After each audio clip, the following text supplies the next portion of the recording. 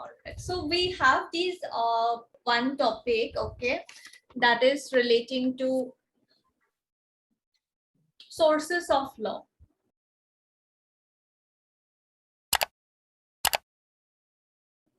Okay, from where law is derived. So what is sources of law? Have you read that part or saw it somewhere, sources of law? No, ma'am. So what is source? Like source, like from where the particular thing is like originating. Yes, from where something is originating. Then what is sources of law means what it will be? Like from where law is taken. Yes, right, from where law is taken or from where it is derived. So you have a topic called sources of law and we will do that today. All right, so sources of law, as you mentioned, it is something from where law is being derived, from where law has originated. Fine, today when we talk about laws, we know we have Constitution of India, we have so many different legislations, but then from where we got those legislations? Okay, that is nothing but sources of law. And there are various like claims and counterclaims. For me, something may be a source. For you, something else might contribute as a source. So as such, we don't have like any one opinion on what is source and what is not a source of law, but there are like differences in terms of opinions of different. Excuse me, ma'am. Ma'am, I think we did this sources of law. Sources of law we did, is it? Yeah, primary, secondary, and tertiary.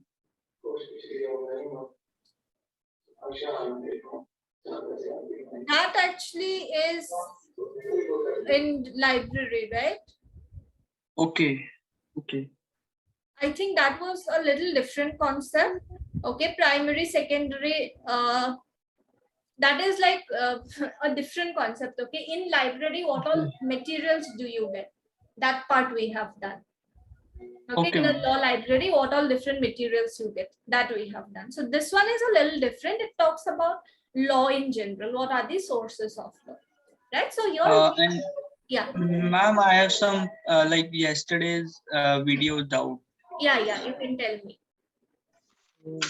Ma'am, first one is like there is a function called protection of fundamental right and statutory rights. Yeah.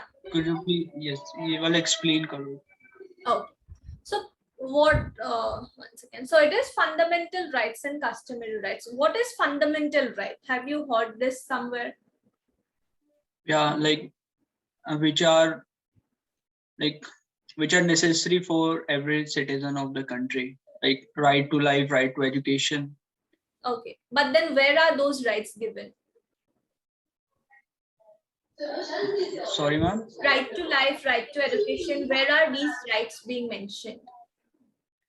In the Constitution.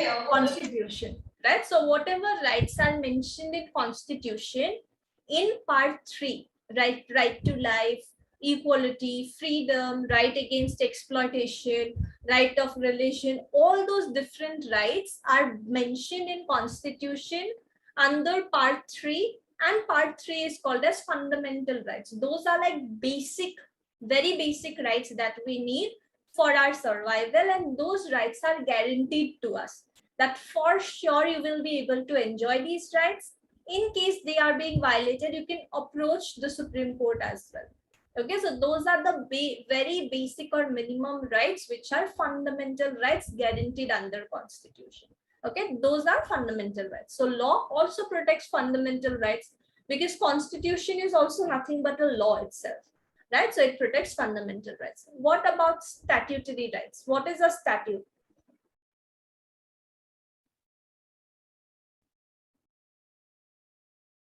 Statute? It's a legislation. Legislation, right? That means apart from Constitution also, we have thousands of legislation. In those legislations also some rights may be given to you. Okay, so one legislation might provide you maybe like a right not to if you have a property, other people should not be entering your property without your permission. You have a right to enjoy the property to the exclusion of others. If you are selling something to another person, you have a right to claim for the price. If you have entered into a contract with someone, you have a right to claim for its enforcement. So these rights are not mentioned in Constitution. These are not fundamental rights, but these are mentioned in some or the other statute, some or the other legislation. So these become statutory rights. That means law talks about protection of fundamental rights, which are mentioned under Part 3 of Constitution. Plus, it also protects all those other statutory rights which are mentioned in different legislations or statutes. Okay, ma'am. Anything else? Yeah, there's the point. One is interpretation of law, which like I also don't understand like this point also. By interpretation, we have discussed, right? What is interpretation? Like ma'am, like I'll come in like there's some noise. Yeah, I'll yeah, sure, just- sure.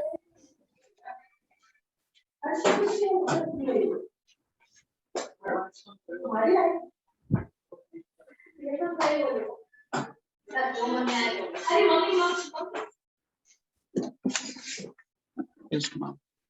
Yeah. I think interpretation is like uh,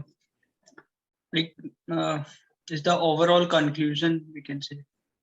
Yeah, we try to derive meaning, right? So law also has this function of interpretation. All right, how? Because take for example, we want to know what all our fundamental rights are. Okay, now if you ask me, okay ma'am, what are the fundamental rights, I can provide you a list of those fundamental rights, that these are the fundamental rights. So how can I be so sure that these are the fundamental rights? It's because we have a law relating to it. Constitution of India clearly provides list of fundamental rights, right? That means it also helps us understand the law. If you ask what are the fundamental rights, I can give you a list of it. That means I can interpret or I can derive a meaning that by the word fundamental rights, we mean this list of rights.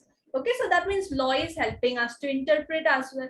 If a certain case goes before the court, there also it's the legislation, right? Even judges would refer to the legislation and they would try to read a certain section. They will try to understand the meaning and then apply it in the given situation. If laws were not there, then from where would they derive the principles, right? So law also helps in interpretation. Plus, it also gives us some idea on how to understand the certain given concept. By properly writing a provision, by adding some additional information, you would see some rules are also there. It's not just one legislation. One act or a statute will be passed.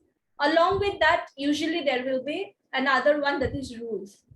For this act, for its enforcement, what all rules will be applicable?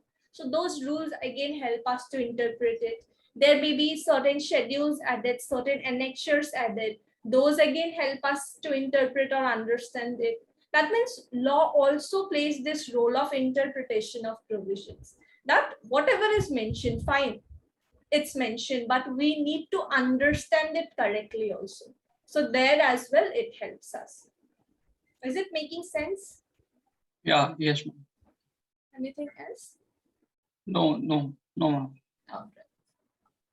So these functions are otherwise also something that we like see around us also, right? So you can read accordingly 14 different functions. Okay. Now we were discussing sources of law. That sources are nothing but from where law is derived. Okay, so we have different jurists talking about different things. Like Austin, there is a jurist named Austin. He says sovereign, consider sovereign as the source of law. Whoever is the supreme authority, like earlier it used to be the king. Now it will be, if parliament is having the supreme power to make a legislation, it will be the parliament. So whoever is sovereign, that is having the power to make laws. And from there only laws are originating. For Savigny and Henry Mine, they considered custom to be very important. That custom played a more important role. Whatever we are following since generations, that has contributed more. All right, like that, there are different opinions of different jurists. One person may think that the parliament is the supreme authority. Another may feel that no, judges are supreme. Another may feel that customs are supreme. There are different opinions in terms of it. All right, and when we talk about sources, right? Salmon defined sources in two different classifications, one being formal source, another being material source. Okay, formal source as in which has from which law derives its force and validity, like law enacted by state or a sovereign, because it is having the authority. Parliament is given the power to pass a legislation, and based on that constitutional power, Parliament is passing a legislation. That means it's having the authority as well. Okay, so those would fall under formal sources of law. For example, Income Tax Act. It's not a random legislation that is simply passed, but rather it is coming from the proper or the right authority. It's coming from the Parliament, who is having the lawful authority to introduce a legislation. Those will be formal sources. But if you talk about material sources, it's about the matter from where law is derived. Okay, like customs. Customs would fall under this category. Mostly, customs would not have the force of law, but just because something is followed like a custom, it has just, people just started doing it and it just became like a law. But in most of the cases, it might not have the force of law as well. Okay, so there are different classifications of law as well. And when you read different subjects, right, in your upcoming semesters, you would read Hindu law, Muhammadan law, you will read so many other different subjects. There also you will study sources of law. Okay, this one is like in general, what are the sources of law, like common sources of law. Apart from this also, for specific laws or legislations, we have different sources. Okay, like if you are studying Hindu law, you will see that some Shrutis, Smritis, Vedas, all those were sources from where law is derived, Hindu law is derived. But if you are studying Muslim law or Muhammadan law, you would see Quran is the main source. Whatever Prophet did or whatever Prophet said, those are the sources. That means laws, for different law, sources also would be different. Right? Whatever are the sources for Hindu law, those would definitely not be the sources for Muslim law. Similarly, for Christian law, you will see Bible is the main source of law. That means there can be different sources considering what subject or what area of law you are studying. But in general, does not matter what law you are studying, there are three very common sources that we see for any sort of subject that you are talking about. We see these three sources. Okay, so we are going to discuss these, which are like more common sources of law. Okay, so these are nothing but custom, judicial precedent, and legislation. These three sources you will get only. Does not matter what subject or what area of law you are studying. Mostly law is derived from these three sources. Okay, is it clear? Yes, ma'am. Judicial precedent, do you remember? We discussed this part also. Okay, precedent is like previously deciding judgment by the higher courts, which are binding on lower courts. Yes. Right. So that is also a source. Now these are three main sources. We will discuss it. Precedent we have already discussed. Same thing is there. That portion we discussed actually. Now custom and legislation also we'll discuss. So first source is custom. What is custom now? Custom is a very common word again, right? What is custom? Sorry, ma'am. What is custom? Custom? Yeah. Ma'am, like custom in general way or like? General way. Now there are Uh, two ways, right? General and legal way. General way. yeah. Like custom, like mm, which is you can say like uh, which is like traditionally accepted custom. Yes, which is like traditionally accepted, which we have seen like our previous generations following it, Yes, yes, ma'am. right? Without any sort of questioning or disturbance. So custom is nothing but long established practices that we have seen our fathers or our mothers do, our grandfathers, great grandfathers, everyone do the same thing, and it is being followed generation after generation like unwritten rules. It's not written anywhere that you need to do it, but simply because we have seen that in our entire life, we also started doing it.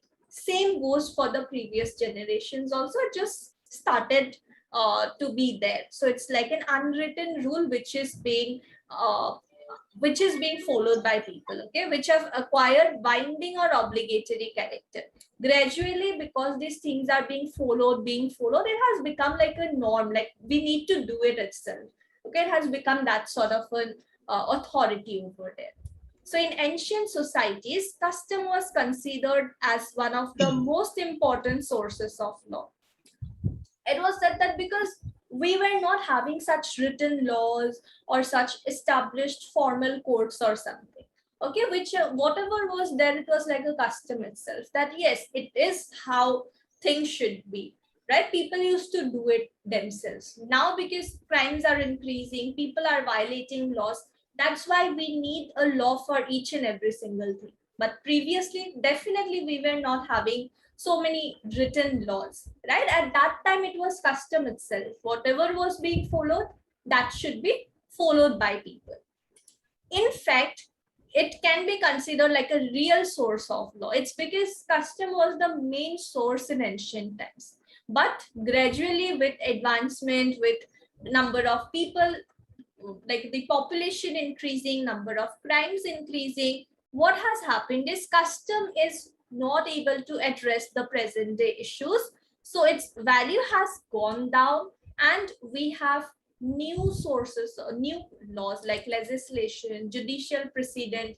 These are given more importance now. When you have proper established written law passed from the parliament or state legislature, definitely you would give it more importance as compared to a custom which is simply followed generation after generation, right? So considering the needs of society at present, custom is not having that much of authority, as we have legislation, we have statutes, we have various judicial pronouncement and stuff like that. And that's why these cases become so important, right? What is happening at present? What did Supreme Court say? All those things become very important.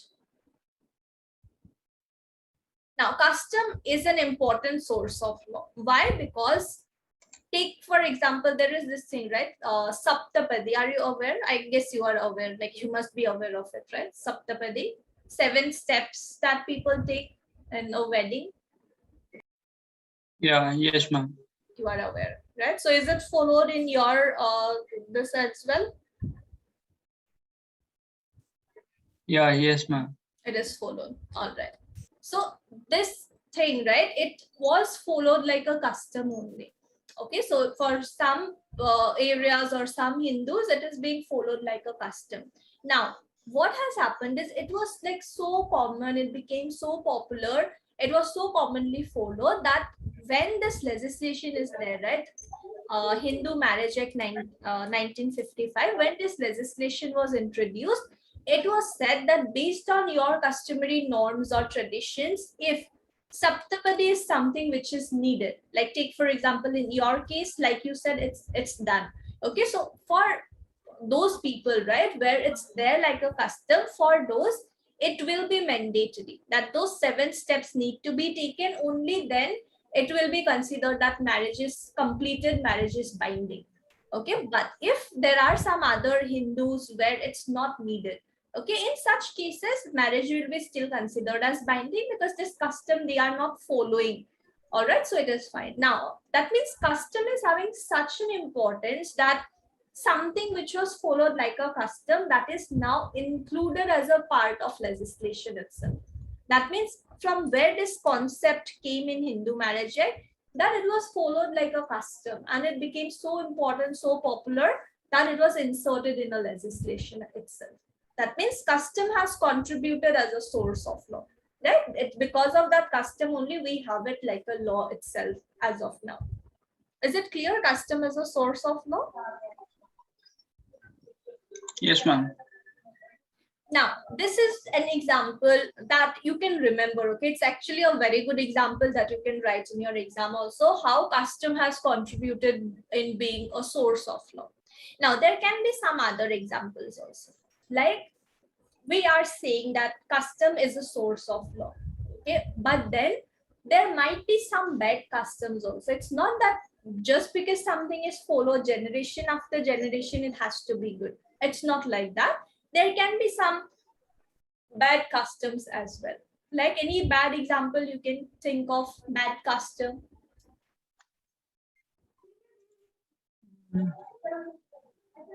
Sati Pratha. Sati Pratha, yes, very good.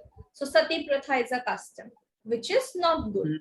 So that was being followed again generation after generation without anyone actually like questioning it. But then we had a legislation to get rid of it. Same goes for child marriage. It was followed like a custom. With the help of a legislation, we could get rid of it. Same goes for dowry. We are trying to get rid of it. That means custom on one hand acts as a source of law. On the other hand, to get rid of bad customs, we need a legislation. Okay, so we would have a legislation that will say that this is a very bad custom. For it, this punishment will be given, and accordingly we try to get rid of bad customs also. Okay, so it's like two ways. It's on the one side playing as a source of law, on the other side we will take the help of legislation to get rid of some bad customs as well. Okay, is it clear? Yes, ma'am. Yes, ma'am. Next one is judicial being a source of law. Now we have understood this part as well, that in case of legislation, right, we have plenty of legislations, but then judicial precedents also play a vital role. How judges interpreted a concept, how judges gave certain guidelines, certain principles, those also play a vital role in being a source of law. Because in the absence of a valid present law, we can take the help of some judicial decisions also. Any example that you can think of where judicial precedent has acted like a source of law, or might be like a law itself?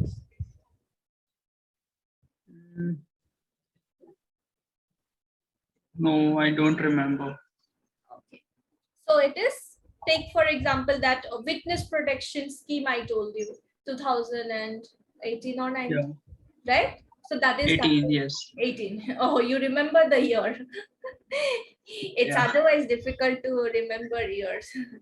Okay, so witness protection scheme 2018, that is an example wherein because of that order of Supreme Court, right, decision of Supreme Court itself, it became binding. So that's where judicial precedent became like a law. Same goes for D.K. Basu case. 11 guidelines were given. Those are also followed like a law itself.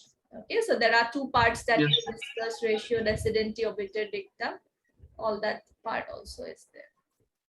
Like precedent as a separate topic also, it's important. That's why we have discussed it in that much detail. All right. Next, third source is legislation. A legislation, an act, or a statute itself, which is a source of law. Now, legislation itself is a law, right? So how can it be a source of law? Source as in from where law is derived. Legislation itself is the law, but how can it be a source?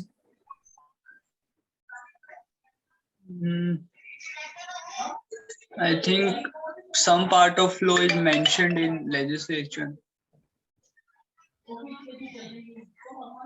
it's what happens, right? When we have a law, it becomes easier for us to refer that law and try to figure out what all problems are there in that legislation. Okay, and when we have this legislation in hand, we can read it, analyze it, highlight the demerits that this legislation is having. Okay, and once we know the defects, we can make changes, we can make modifications, and we can improvise on it. That means what? We had a legislation, there were some shortcomings, we made the changes, now we have a better version of that same law. So from where did you get this better version? Who contributed here? This old legislation contributed. That means this old legislation acted as a source of this better legislation. And that's how legislation can be a source of law. And it's like very common also. Okay, whenever a law is being passed, it's not like it will be there forever. Changes are being made in order to address needs of the present society. Okay, and accordingly these will be introduced. Like, do you have this Consumer Protection Act in your syllabus?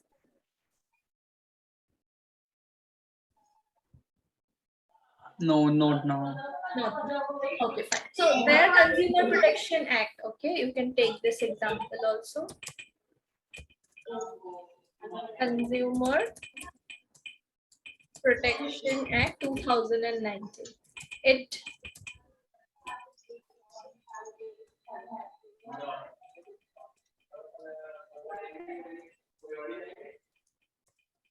so e-commerce is like a new concept in India, right? It was not that popular initially. So this Consumer Protection Act 2019, it made changes and it said now e-commerce will also be included. Even if someone has taken like a service or bought some goods online, that person will also get protection under Consumer Protection Act. That means what is happening? We understood that yes, we do have a legislation on Consumer Protection Act, but this legislation is not properly addressing the present day problems. So we need to make some changes over there and we need to include this part also. So in Consumer Protection Act 2019, they said that let's include e-commerce as well. That means it's an improvement which is being made over there. Right? So that's how legislation has acted as a source of law in order to make improvements or make the law better in some sense. Is that clear? Okay. Yes, ma'am. So any doubts from this part, sources of law? Ma'am, these are included in formal sources, no? Yeah, formal sources. I will give you this writing, okay, from there you can see. And informal sources also we have, where it's like, like the what is going on in the society, might be some political scenario, some other like socio-political factors also may contribute in shaping of the laws, in its modifications, amendments, etc. Okay, so I'll give you one note on that part, formal and informal part. After that, the sources part you can study. Okay.